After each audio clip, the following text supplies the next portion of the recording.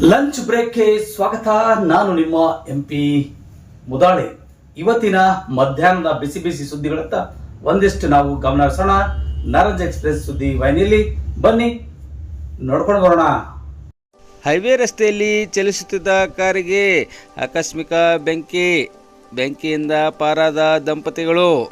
Highway ರಸ್ತೆಯಲ್ಲಿ ವೇಗವಾಗಿ ಚಲಿಸುತ್ತಿದ್ದ ಕಾರಿಗೆ ಆಕಸ್ಮಿಕವಾಗಿ ತಗುಲಿದ ಬೆಂಕಿಯಿಂದಾಗಿ ಕಾರು ಸಂಪೂರ್ಣ ಸುಟ್ಟು ಭಸ್ಮವಾದ ಘಟನೆ ಬೀದರ್ ಜಿಲ್ಲೆಯ ಬಸವಕಲ್ಯಾಣ ತಾಲೂಕಿನ ರಾಷ್ಟ್ರೀಯ ಹೆದ್ದಾರಿ 65ರ ಮೇಲಿರುವ ತಡೋಳ ಗ್ರಾಮದ ಸಮೀಪ ಇಂದು ಶನಿವಾರ ಬೆಳಗ್ಗೆ 9 ಗಂಟೆ ಸುಮಾರಿಗೆ ಜರುಗಿದೆ.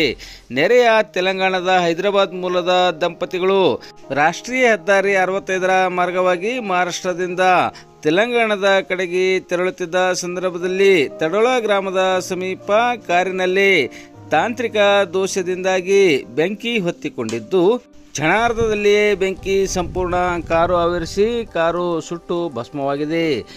ಕಾರಿನ ಇಂಜನ್ನಲ್ಲಿ ಬೆಂಕಿ ಹೊಗೆ ಕಾಣಿಸುತ್ತಿದ್ದಂತೆ ದಂಪತಿಗಳು ತಕ್ಷಣ ರಸ್ತೆಯಲ್ಲಿ ಕಾರು ನಿಲ್ಲಿಸಿ ಕಾರಿನಿಂದ ಕೆಳಗಿಳಿದು ಪ್ರಾಣಾಪಾಯದಿಂದ ಪಾರಾಗಿದ್ದಾರೆ ಎಂದು ತಿಳಿದು ಬಂದಿದೆ. ಸುದ್ದಿ ತಿಳಿದ ಬಸವಕಲ್ಯಾಣ ಅಗ್ನಿಶಾಮಕ ದಳದ ಸಿಬ್ಬಂದಿಗಳು ತಕ್ಷಣ ಸ್ಥಳಕ್ಕೆ ಧಾವಿಸಿ ಬೆಂಕಿ ನಂದಿಸಲು ಪ್ರಯತ್ನಿಸಿದ್ದಾರೆ. ಆದರೆ ಅವರು ಸ್ಥಳಕ್ಕೆ ಆಗಮಿಸುವಷ್ಟರಲ್ಲಿ ಕಾರು ಸಂಪೂರ್ಣ ಬೆಂಕಿಗೆ ಸುಟ್ಟು ಭಸ್ಮವಾಗಿತ್ತು ಎಂದು ತಿಳಿದು ಬಂದಿದೆ.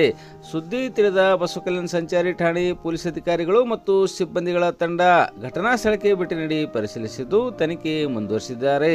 ಹೊಂಡಾಯ್ ಕಂಪನಿಗೆ ಸೇರಿದ ಕಿರೀಟ ಕಾರು ಇದಾಗಿದ್ದು, ಇಂಜಿನ್ನಲ್ಲಿಯ ವಿದ್ಯುತ್ ಶಾರ್ಟ್ ಸರ್ಕ್ಯೂಟ್ನಿಂದಾಗಿ ಬೆಂಕಿ ಹೊತ್ತಿಕೊಂಡಿರಬಹುದು ಎಂದು ಶಂಕಿಸಲಾಗಿದೆ.